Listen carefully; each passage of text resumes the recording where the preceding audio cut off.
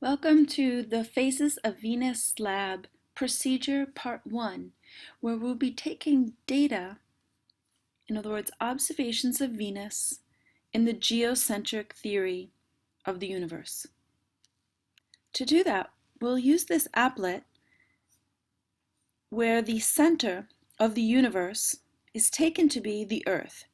Hundreds of years ago, before the telescope was invented, the geocentric model predominated, and in the geocentric model, everything went around the Earth.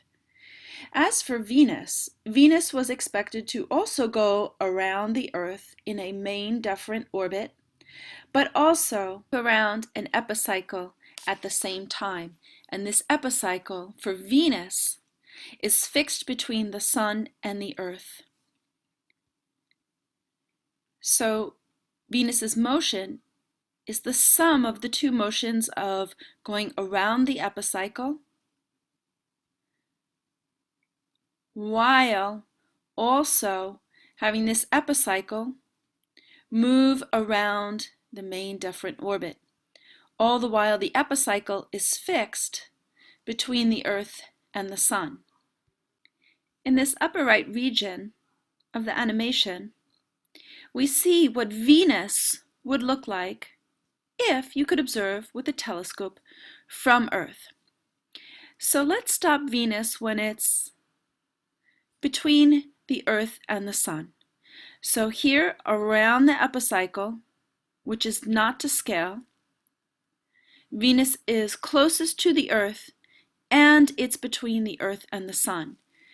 So the Sun's illumination is always going to hit the side of the object facing the Sun, unless there's an eclipse, and Venus's orbit is inclined about 3 degrees relative to Earth's orbital plane, in other words, the ecliptic, so mostly it would never be eclipsing the Earth, and also its distances in size would mean that its shadow falls very far away from Earth. So there's not an eclipsing situation, even though Venus is here between the Earth and the Sun, and Earth's side that faces the Sun is also illuminated by the Sun, and the shadows of both objects, Earth and Venus, are both on the left-hand side in this animation relative to the Sun. If we were looking at Venus from Earth, we would see entirely shadow.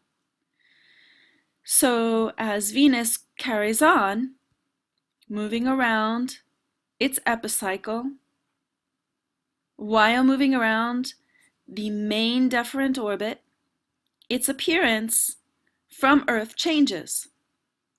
So stopping it at this random position, how is this phase derived? Looking from Earth at Venus, if we had a telescope, we would see the side facing the Earth, and from Earth you would see a portion illumination and a portion shadow, and that's what is depicted here on the right. And on the upper right here where we see Venus's view from Earth, this is where you take your data from. So there are 8 positions from which to observe Venus and how its phase changes and its position relative to Earth is closer or far from Earth. And we see that Venus through the telescope gets bigger or smaller depending on whether it's closer to Earth or farther from Earth.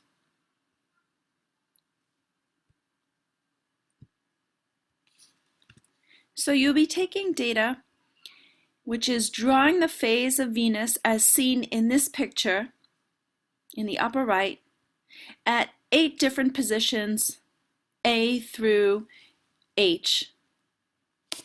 A through H corresponds to these 8 observation cells.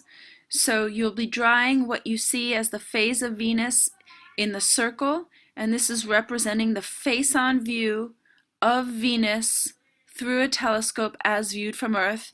And you'll write the name of the phase at these lines A, line B, line C, D, etc. underneath the drawing of the phase.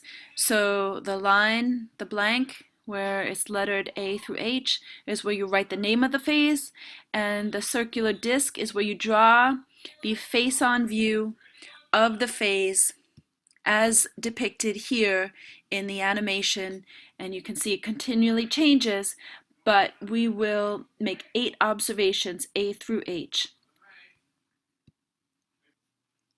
Position A is when Venus is here in its epicycle. Position B, here. Position C, where it presently is shown. Position D, here. Position E, here. Position F, here. Position G, here. And finally, position H is located here.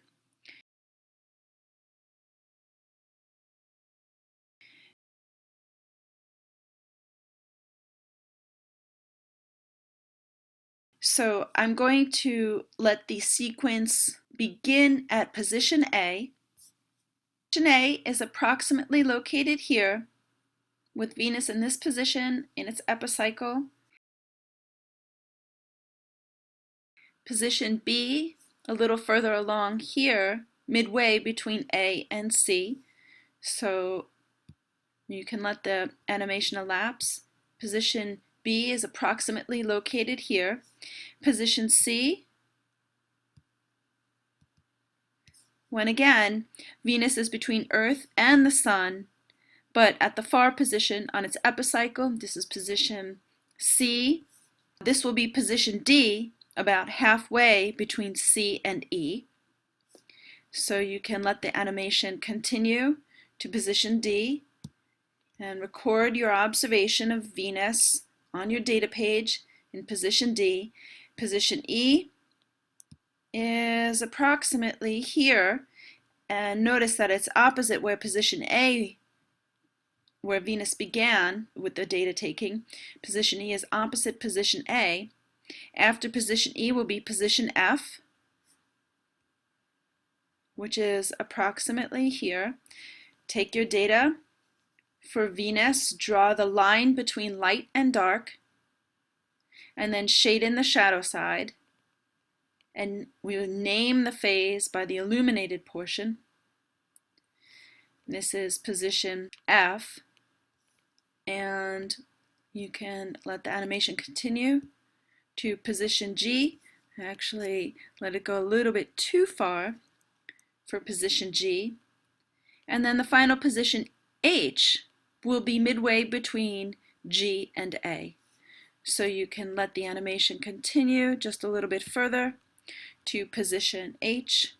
And again, I'm going to let it cycle through, and you can stop the video as the positions get named, draw your observation of Venus, and then we'll follow up with guidance for naming the phase, using the names of the phases for the moon, but applying it to the phases of Venus, which you need a telescope to observe.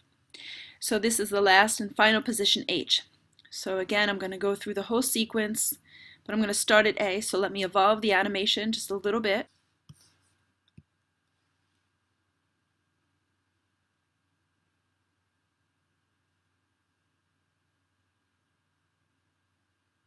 Okay, so Venus is coming up on position A, position B, position C, position